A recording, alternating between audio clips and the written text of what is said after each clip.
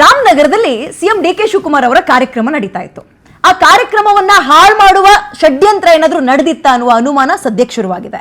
ನಾವೇನು ಸುಮ್ಮನೆ ಇದನ್ನ ಹೇಳ್ತಾ ಇಲ್ಲ, ಕಾರಣ ಇದೆ. ಇದಕ್ಕೆ ಆ ವಿಜುವಲ್ಸ್ ಕೂಡ ನಮ್ಮ ಹತ್ರ ಇದೆ. ಅದನ್ನು ನಿಮಗೆ ಸಿಂಪಲ್ ಆಗಿ ತೋರಿಸ್ತಾ ಎಕ್ಸ್ಪ್ಲೇನ್ ಮಾಡ್ತಾ ಹೋಗ್ಬಿಡ್ತೀನಿ ನೋಡಿ. ನೆನ್ನೆ ಮುಖ್ಯಮಂತ್ರಿಗಳು ಡಿ.ಕೆ. ಶಿವಕುಮಾರ್ ಅವರು ರಾಮನಗರದ ಕರಗ ಉತ್ಸವ ಅದು ಕರಗ ಉತ್ಸವ, ದೇವರ ಉತ್ಸವ. ಈ ಉತ್ಸವದಲ್ಲಿ ಇನ್ನೇನ್ ಭಾಷಣ ಶುರು ಮಾಡಬೇಕು ಮೈಕ್ ತಗೊಂಡು ಅಷ್ಟೊತ್ತಿಗೆ ಕೆಲವರು ಡಿ ಬಾಸ್ ಅಂತ ಘೋಷಣೆ ಹಾಕಕ್ ಶುರು ಮಾಡಿದ್ರು. ಹಂಗಂತ ಕೂಗಿದ್ದು ದರ್ಶನ್ ಫ್ಯಾನ್ಸ್ ಅಂತ ಬೇರೆ, ಅಂದ್ರೆ ಅವರು ದರ್ಶನ್ ಫ್ಯಾನ್ಸ್ ಅಂತ ಹೇಳುವ ಅಗತ್ಯ ಇಲ್ಲ. ಯಾಕಂದ್ರೆ ಡಿ.ಕೆ. ಶಿವಕುಮಾರ್ ಅವರು ಮೈಕ್ ಇಟ್ಕೊಳ್ಳೋ ಅಷ್ಟರಲ್ಲೇ ಡಿ ಬಾಸ್ ಅಂತ ಕೂಗಕ್ ಶುರು ಮಾಡಿದ್ರು. ಮುಖ್ಯಮಂತ್ರಿ ಭಾಷಣ ಮಾಡೋಕ್ಕಾಗಲ್ಲ ಅನ್ನುವಷ್ಟರ ಮಟ್ಟಕ್ಕೆ ಅಲ್ಲಿ ಒಂದು ಸೀನ್ ಕ್ರಿಯೇಟ್ ಮಾಡ್ತಾರೆ. ಭಾಷಣಕ್ಕೆ ಕೆಲ ಕಾಲ ಸ್ವಲ್ಪ ಪ್ರಾಬ್ಲಮ್ ಆಗುತ್ತೆ, ಅಂದ್ರೆ ತೊಂದರೆ ಆಗುತ್ತೆ. ಡಿ.ಕೆ. ಶಿವಕುಮಾರ್ ಚೇರ್ನಿಂದ ಕೆಲ ಕಾಲ ಎದ್ದು ನಂತರ ಕುಳಿತುಕೊಳ್ಳ್ರಪ್ಪ ಅನ್ನುವ ಪರಿಸ್ಥಿತಿ ಕೂಡ ಕ್ರಿಯೇಟ್ ಆಗುತ್ತೆ. ಅಲ್ಲಿ ಸ್ಟೇಜ್ನಲ್ಲಿ ಇರೋರು ಕೆಲವರು ದರ್ಶನ್ ಫ್ಯಾನ್ಸ್ಗಳನ್ನ ಶಾಂತಗೊಳಿಸುವ ಪ್ರಯತ್ನವನ್ನ ಕೂಡ ಮಾಡ್ತಾರೆ. ಆದ್ರೆ ಡಿ ಬಾಸ್ ಅಂತ ಕಿರ್ಚೋದು ಕೂಗೋದು ಕಡಿಮೆ ಆಗ್ಲೇ ಇಲ್ಲ. ಸ್ಥಿತಿ ಒಂದು ಹಂತಕ್ಕೆ ಕಂಟ್ರೋಲಿಗೆ ಬಂತಪ್ಪ ಅಂದಮೇಲೆ ಮುಖ್ಯಮಂತ್ರಿಗಳು ಭಾಷಣವನ್ನ ಆರಂಭ ಮಾಡ್ತಾರೆ. ಅದು ಹೇಗಿತ್ತು ನೋಡಿ, ಉಳ್ದಿದ್ ಮುಂದಕ್ಕೆ ನಾನು ಮಾತಾಡ್ತೀನಿ ನಿಮ್ಗೆ.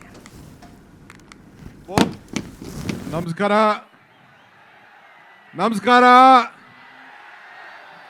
ಆಯ್ತು, ನಿಮ್ಮ ಭಾವನೆ ನನಗೆ ಅರ್ಥ ಆಗಿದೆ.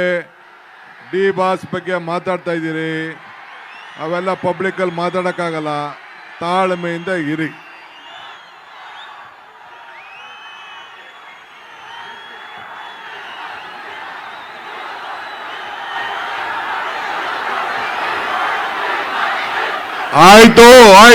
ಆಯ್ತು ಸುಮ್ಮನಿರಿ. ಗೊತ್ತಾಯ್ತು ನನಗೆಲ್ಲ.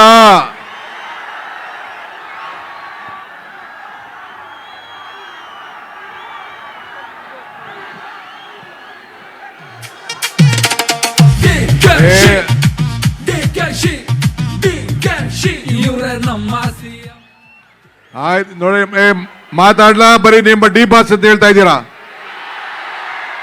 ಕಾರ್ಯಕ್ರಮ ನಡಿಬೇಕಾ ಬೇಡವಾ?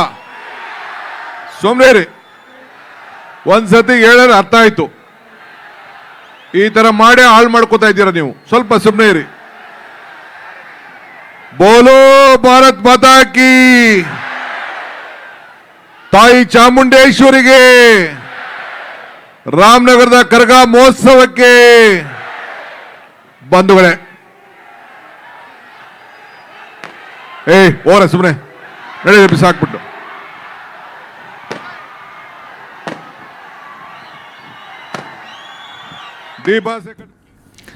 ವಿಜುವಲ್ಸ್ ನೋಡ್ಕೊ ಬಂದ್ರಾ? ಇಷ್ಟೆಲ್ಲ ಆದ್ಮೇಲೂ ಮುಖ್ಯಮಂತ್ರಿಗಳು ಡಿ.ಕೆ. ಶಿವಕುಮಾರ್ ತುಂಬಾ ಶಾಂತವಾಗಿ ಹ್ಯಾಂಡಲ್ ಮಾಡಿದ್ರು. ದರ್ಶನ್ ಫ್ಯಾನ್ಸ್ಗೆ ಕಿವಿ ಮಾತು ಬುದ್ಧಿ ಮಾತು ಕೂಡ ಹೇಳಿದ್ರು. ಇದು ಪವಿತ್ರವಾದ ಸಭೆ, ನಿಮ್ಮ ಅಭಿಮಾನಕ್ಕೆ ನಾನು ಗೌರವ ಕೊಡ್ತೀನಿ, ಆದ್ರೆ ನೀವು ಕೋರ್ಟ್ ವಿಚಾರವನ್ನ ತಂದು ನನ್ನ ಮೇಲೆ ಒತ್ತಡ ಹೇರಬೇಡಿ. ನಿಮ್ಮ ಭಾವನೆ ನನಗೆ ಅರ್ಥ ಆಗ್ತಾ ಇದೆ. ನಾನಿಲ್ಲಿ ನಿಮ್ಮ ಸೇವಕನಾಗಿ ಬಂದಿದ್ದೀನಿ. ನಾನು ಸಿಎಂ ಆಗಿರ್ಬೋದು, ಆದ್ರೆ ರಾಮನಗರ ಜಿಲ್ಲೆಯ ಮಗ ನಾನು. ಈ ನಿಮ್ಮ ಮಗನನ್ನ ಕಾಪಾಡ್ಕೊಳ್ಳುವ ಕೆಲಸವನ್ನ ನೀವೇ ಮಾಡ್ಬೇಕಲ್ವಾ ಅಂತ ಹೇಳಿದ್ರು. ಸೊ ಮುಖ್ಯಮಂತ್ರಿ ಏನ್ ಹೇಳಿದ್ರು ಅದನ್ನೂ ಒಂದ್ಸಲ ಕೇಳಿಸ್ಕೊಳ್ಳೋಣ. ಕೇಳಿಸ್ಕೊಳ್ತಾ ಇದ್ದಂತೆ ದರ್ಶನ್ ಅಭಿಮಾನಿಯೊಬ್ಬರನ್ನ ಕನೆಕ್ಟ್ ಮಾಡ್ಕೊಳ್ಳೋಣ, ಅವ್ರ ಹತ್ರ ಇದ್ರ ಬಗ್ಗೆ ಅಭಿಪ್ರಾಯವನ್ನ ಕೇಳೋಣ. ಅದಕ್ಕಿಂತ ಮುಂಚೆ ಹೇಗೆ ಹ್ಯಾಂಡಲ್ ಮಾಡಿದ್ರು ಡಿ.ಕೆ. ಶಿವಕುಮಾರ್ ಒಂದ್ಸಲ ಕೇಳಿ. ನಮಸ್ಕಾರ.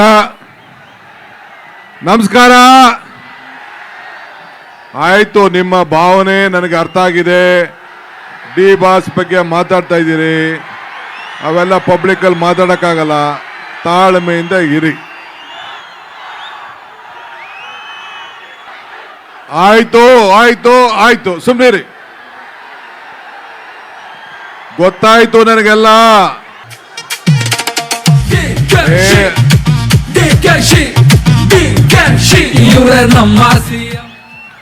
ಆಯ್ತು ನೋಡಿ, ಮಾತಾಡ್ಲಾ? ಬರೀ ನಿಮ್ಮ ಡಿ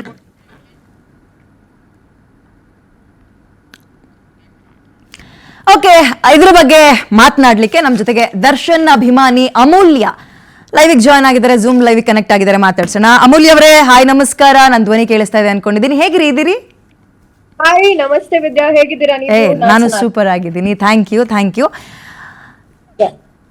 ದರ್ಶನ್ ಅವರ ಅಭಿಮಾನಿಯಾಗಿ ನೀವು ನಿನ್ನೆಯ ಈ ಇನ್ಸಿಡೆಂಟ್ ಅನ್ನ ಮತ್ತು ಎಲ್ಲ ಕಡೆ ಡಿ ಬಾಸ್ ಅಂತ ಸಮಯ, ಸಂದರ್ಭ, ಸಿಚುವೇಶನ್ ಏನನ್ನೂ ಗಮನಿಸ್ಕೊಳ್ಳದೆ ಈ ರೀತಿ ಹೇಳೋ ಅಂಥವ್ರನ್ನ ನೀವು ಹೇಗೆ ನೋಡ್ತೀರಿ? ನಾನು ದರ್ಶನ್ ಸರ್ ಅಭಿಮಾನಿಯಾಗಿ ಖಂಡಿತ ಅವರು ಡಿ ಕೆ ಶಿವಕುಮಾರ್ ಸರ್ ಅಂದ್ರೆ ಅವರ ಒಂದು ಸ್ಪೀಚ್ ಮಾಡುವಾಗ ಮಾತಾಡುವಾಗ ಡಿಬೋಸ್ ಅಂತ ಹೇಳ್ತಾರೆ ಅಂದ್ರೆ ಸರ್ಕಾರಕ್ಕೆ ಐ ಥಿಂಕ್ ಕಿವಿ ಮಾತು ಹೇಳ್ತಾರೆ, ಕರ್ಕೊಂಡ್ ಬನ್ನಿ ನಾವ್ ಇಷ್ಟಪಡೋ ಒಂದು ವ್ಯಕ್ತಿ, ನಮ್ಮ ಫೇವ್ರೆಟ್ ನಟ, ನಮ್ಮ ಫೇವ್ರೆಟ್ ಹೀರೋ ಜೈಲಲ್ಲಿ ಇದ್ದಾರೆ, ದಯವಿಟ್ಟು ಅವ್ರನ್ನ ಕರ್ಕೊಂಡ್ ಬನ್ನಿ ಅಂತ. ಇವಾಗ ನಿಮ್ಗೆ ಗೊತ್ತು ಮುಖ್ಯಮಂತ್ರಿ ಅವರು ಈ ತರ ಒಂದು ಸಭೆ ಸಮಾರಂಭಗಳಲ್ಲಿ ಮಾತ್ರ ಕಾಣಿಸ್ಕೊಳ್ಳುವಂಥದ್ದು, ಕರೆಕ್ಟ್ ಅಲ್ವಾ? ಜನಕ್ಕೆ ಮನೆಗೂ ಹೋಗಿ ಸಿಗಲ್ಲ ಅವರು, ಎಲೆಕ್ಷನ್ ಟೈಮ್ ಅಲ್ಲಿ ಮಾತ್ರನೇ ಸಿಗುವಂಥದ್ದು, ಕರೆಕ್ಟ್ ಅಲ್ವಾ?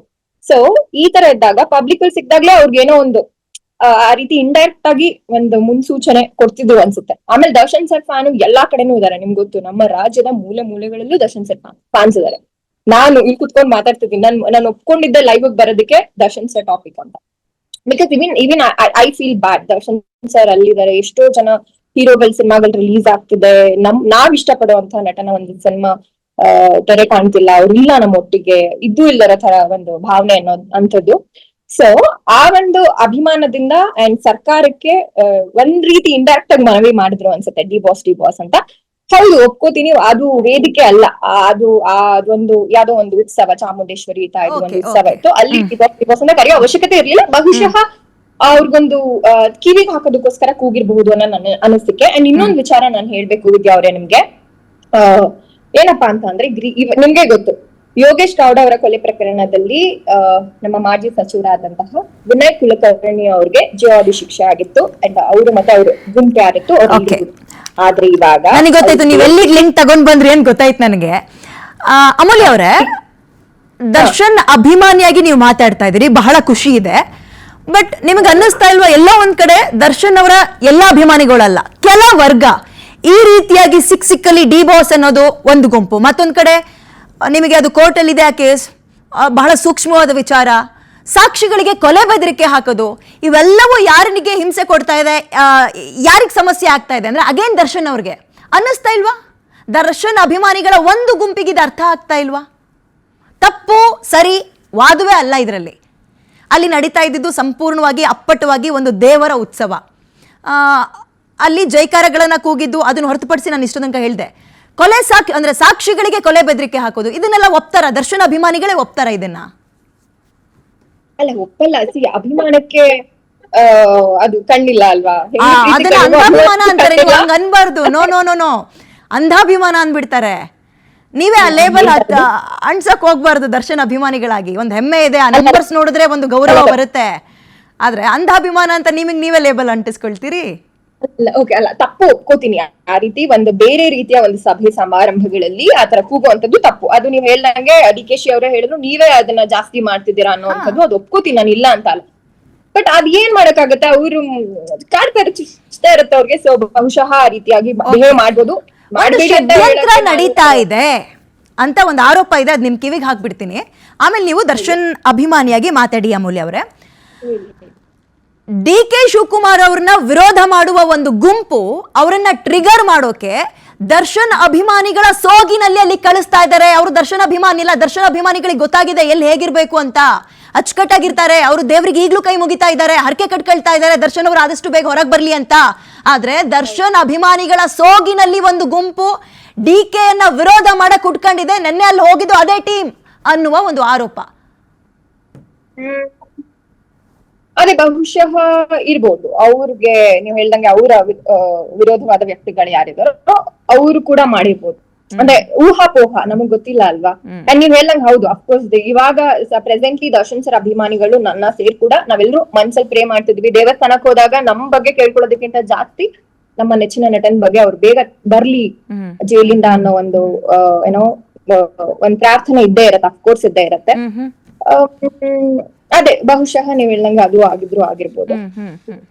ಅಂಡ್ ಅಥವಾ ನಾನು ಹೇಳ್ದಂಗೆ ಅವಾಗ್ಲೇ ಆ ರೀತಿ ಆಗಿರ್ಬೋದು. ಇವಾಗ ನಾನು ಆಗ್ಲೇ ನಿಮ್ಗೆ ಹೇಳ್ತಿದ್ದೆ, ನೀವು ಅದನ್ನ ಕಟ್ ಮಾಡಿದ್ರಿ. If you don't mind, I just wanted to speak it out. ಈಗ ಯೋಗೇಶ್ ಗೌಡ ಅವರ ಕೊಲೆ ಪ್ರಕರಣದಲ್ಲಿ ವಿನಯ್ ಕುಲಕರ್ಣಿ ಅವ್ರಿಗೆ, ನಿಮಗ್ ಗೊತ್ತು, ಅವ್ರಿಗೆ ಹಾಗೆ ಅವ್ರ ಸಂಗಡಿಗರಿಗೆ ಜೀವಾವಧಿ ಶಿಕ್ಷೆ ಆಗಿತ್ತು. ಆದ್ರೆ ಇವಾಗ ಜೀವಾವಧಿ ಶಿಕ್ಷೆಗೂ ಕೂಡ ತಡೆ ಆಜ್ಞೆ ತಂದಿದ್ದಾರೆ. ಜೊತೆಗೆ ಬೇಲ್ ಮೇಲೆ ಅವರೆಲ್ಲರೂ ರಾಜರೋಷವಾಗಿ ಓಡಾಡ್ತಿದ್ದಾರೆ, ಹೊರಗಿದ್ದಾರೆ. ಅದೇ ಸರ್ಕಾರ ನಮ್ಮ ದರ್ಶನ್ ಸರ್ಗೆ ಬೇಲ್ ಸಿಕ್ಕಿದಾಗ ಸುಪ್ರೀಂ ಕೋರ್ಟ್ ಹೋಗಿ ಆ ಬೇಲ್ನ ಕ್ಯಾನ್ಸಲ್ ಮಾಡ್ತು. ಇವಾಗ ವಿನಯ್ ಕುಲಕರ್ಣಿ ಅವರು ತಪ್ಪಿತಸ್ಥ ಜಾಗದಲ್ಲಿ ಇದ್ರು ಕೂಡ ಸರ್ಕಾರ ಯಾಕೆ ಅವ್ರಿಗೆ ಸುಪ್ರೀಂ ಕೋರ್ಟ್ ಹೋಗಿ ಅವ್ರಿಗೆ ಸಿಕ್ಕಿರೋ ಬೇಲ್ ನ ರದ್ದು ಮಾಡ್ತಾ ಇಲ್ಲ?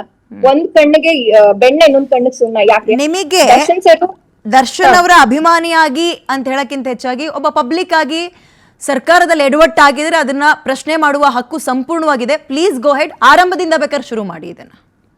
ನಾನು ಅವಕಾಶ ಈಗ ಮಾಡ್ತೀನಿ.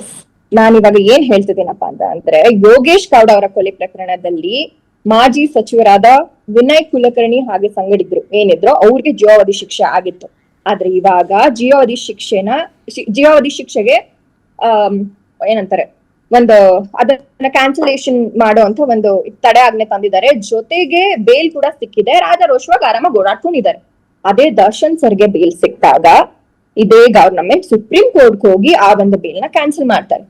ಯಾಕೆ? Why not with this person? ಮಾಜಿ ಸಚಿವರಾದ ವಿನಯ್ ಕುಲಕರ್ಣಿ ಅವ್ರಿಗೆ ಯಾಕೆ ಸುಮ್ನೆ ಇದ್ದಾರೆ? ಏನಕ್ಕೆ ಸುಪ್ರೀಂ ಕೋರ್ಟ್ ತನಕ ಹೋಗಿ ತಡೆ ಆಜ್ಞೆ ತರ್ತಿಲ್ಲ? ಅಂದ್ರೆ ಯಾಕೆ ಅಂತ, ಒಂದ್ ಕಣ್ಣಿಗೆ ಬೆಣ್ಣೆ, ಇನ್ನೊಂದ್ ಕಣ್ಣಿಗೆ ಸುಣ್ಣ, ಈ ರೀತಿಯ ಒಂದು ತಾರತಮ್ಯ ಯಾಕೆ ಅನ್ನೋದು ನನ್ನ ಒಂದು ಪ್ರಶ್ನೆ. ಈಗ ಗವರ್ನಮೆಂಟ್ ಯಾವಾಗ್ಲೂ ಹೇಳುತ್ತೆ ಕಾನೂನು, ರೂಲ್ಸ್, ವಾಟ್ ಎವರ್ ಎಲ್ರಿಗೂ ಒಂದೇ. ಆಮೇಲೆ ಇಲ್ಲಿ ಎಲ್ಲಿ ಒಂದೇ? ಅವರು ಕೊಲೆ ಪ್ರಕರಣದಲ್ಲಿ ಒಳಗಿದ್ದಾರೆ, ಇವರು ಒಳಗಿದ್ದಂಥವ್ರು. ಇಲ್ಲಿ ನೋಡಿದ್ರೆ ಜೀವಾವಧಿ ಶಿಕ್ಷೆ ರದ್ದು ಮಾಡಿಸಿದ್ದಕ್ಕೆ ತಡೆ ಆಜ್ಞೆ ತಂದಿದ್ದಾರೆ.